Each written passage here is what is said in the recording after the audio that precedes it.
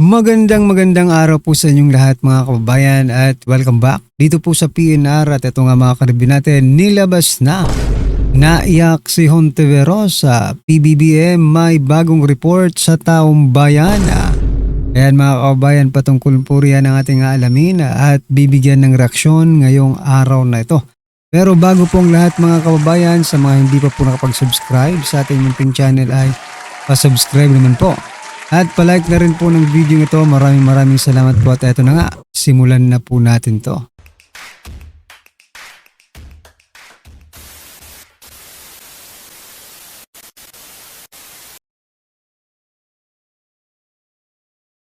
So yan mga kababayan, simulan po natin dito po sa bagong report ni President Bongbong Marcos Jr. Sa taong bayan. Eto pakinggan po natin to at bigyan po natin ng reaksyon.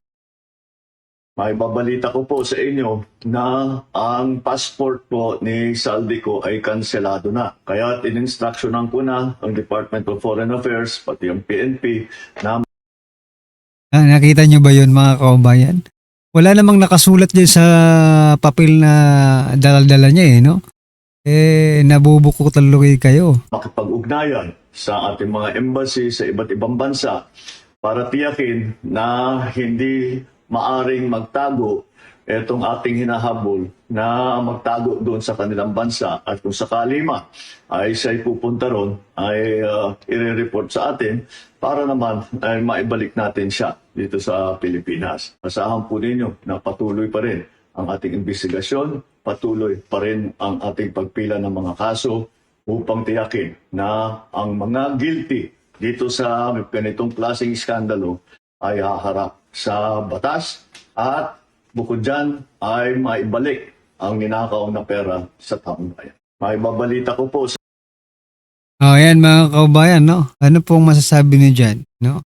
Hinahanap po nila si Saldico. Okay? Ngayon, cancel na po, kansilado na po ang passport ni Saldico. Sino po ba si Saldico? Mga kababayan. Ha?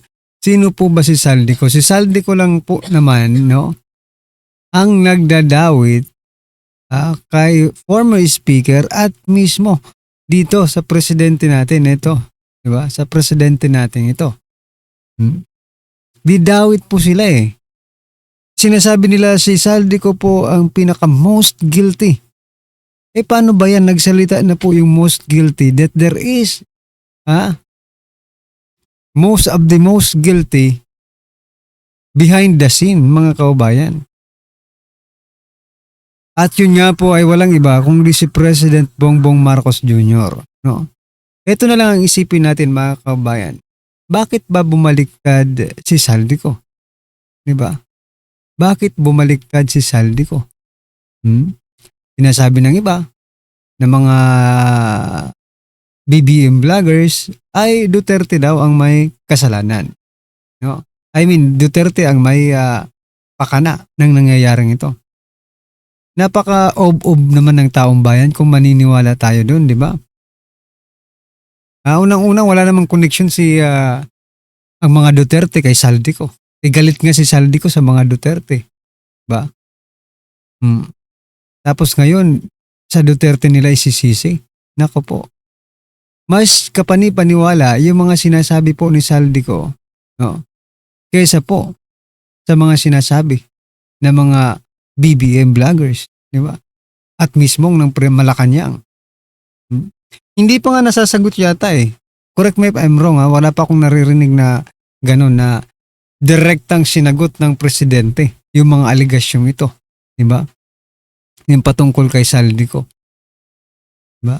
Tapos ngayon, kansilado na ang passport ni Saldico. Okay, kansilado na.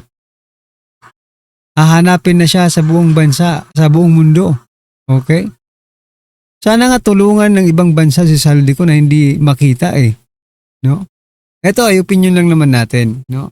Kasi parang nanganganib ang kanyang buhay. Di ba? Nanganganib po ang kanyang buhay.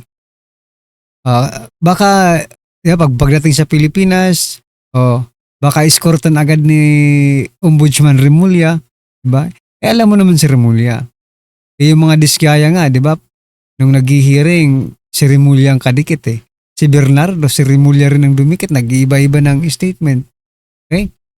What I'm trying to point out mga kabayan, baka bumaliktad si Saldico. Sa bagay, bumaliktad man siya sa hindi, si Saldico, ang paniniwalaan ng taong bayan ay yung nauna niyang salaysay. Di ba? Yung nauna niya ng salaysay.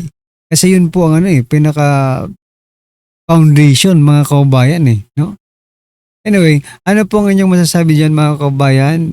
At saka bakit si President Bongbong Marcos Jr. ang nagre-report patungkol po sa cancellation ng passport ni Saldico, no? Hindi ba dapat, ano bang dapat? DFA? Ano pa? NBI? Or si Auntie Claire, bakit personal na inireport? Di ba? Nung tataka ka rin, bakit personal na inireport ni President Bongbong Marcos Jr. to? Para ano? Para linisin ang pangalan nila? Para ano? Para sabihin na may ginagawa talaga sila? Anyway, kayo na lang pong humusga mga kababayan. At ito pa, pasadahan din po natin itong si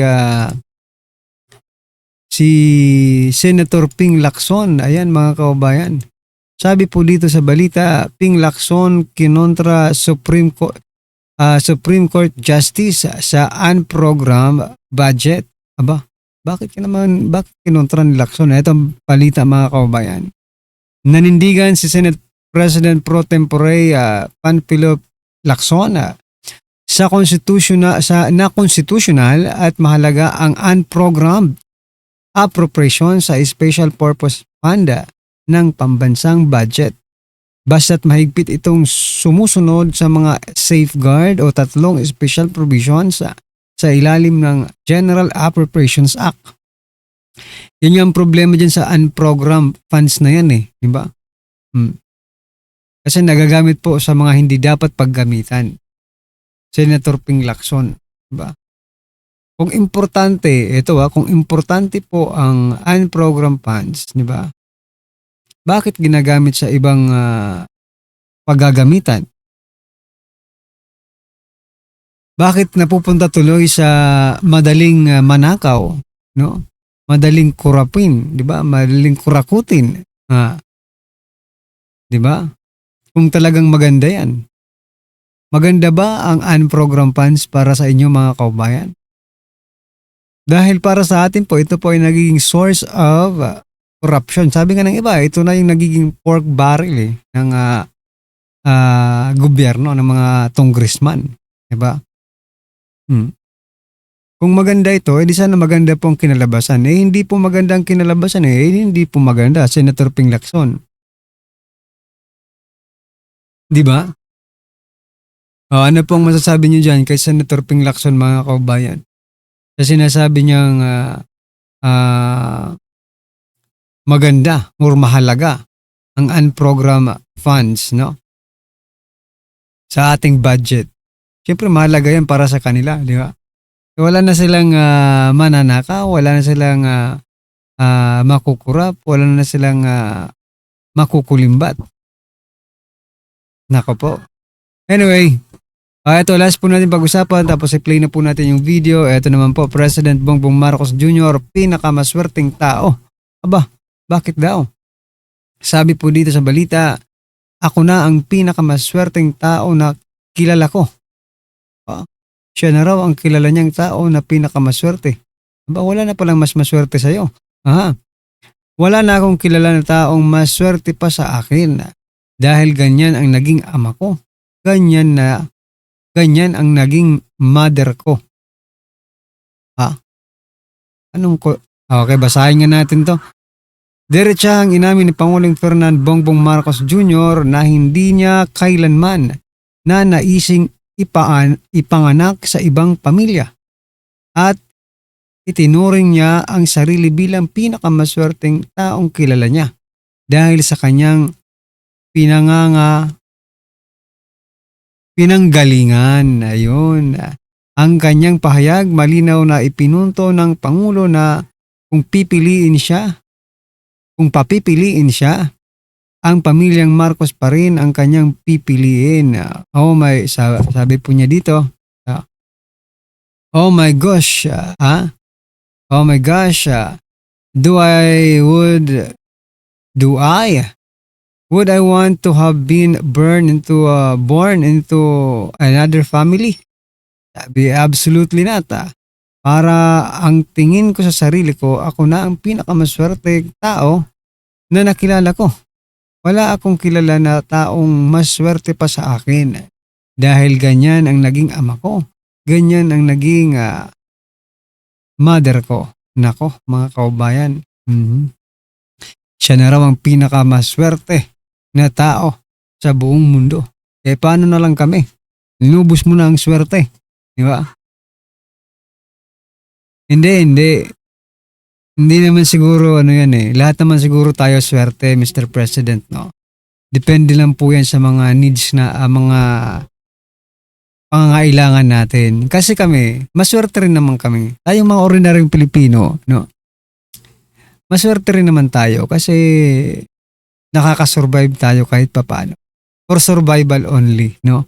Pero yung sa inyo kasi, for luxury na yung sa inyo Sobrang kaswertehan na. No? Sa sobrang kaswertehan ninyo, medyo minalas po ang mga Marcos. Napatalsik ang tatay mo. Ngayon, kaliwat ka ng mga issue ang iyong kinakaharap. Sabagay, swerte rin naman yan, no? Pero kung swerte ang pag-uusapan, swerte rin naman, no? Ang mga ordinaryong Pilipino. Malas nga lang sa'yo. Diba? Swerte naman talaga tayong mga Pilipino. Malas lang tayo sa presidente natin. Okay? Alright, mga kaubayan, ito, pasadahan po natin ang video ito. Ito po mga kaubayan. Sabi po dito ay viral na. Malaking revelasyon patungkol po yata ito kay Senator Risa Hontiveros. Ito, pakinggan po natin ito mga kaubayan. Grabe mga kababayan, malupit itong video na lumabas na ito. Ano ito? Ay grabe naman. Hindi ko akalain totoo pala. May lumabas pong video na nagpapatunay ng matinding relasyon. Nilya ang mga kababayan, medyo umay. Yan, malupit itong video na lumabas na ito. Ano ito? Ay grabe naman. Hindi ko akalain totoo pala. May lumabas pong video na nagpapatunay ng matinding relasyon ni Llamas at ni Hontiveros. Naku po, ang lupit mga kababayan. Abang-abang lang kayo dyan, matinding pasabog to. At naku po, kinumpirma mismo. Naku! Grabe, di ko kinaya. Kinumpirma mismo ni Attorney Rowena Guanzon.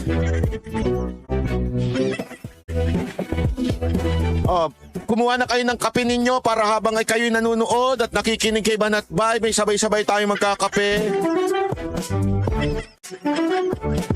Dahil matindi itong pag-uusapan natin ngayon. Ito'y matagal na lihim na nabunyag na. Parang hindi ko ata ma-imagine.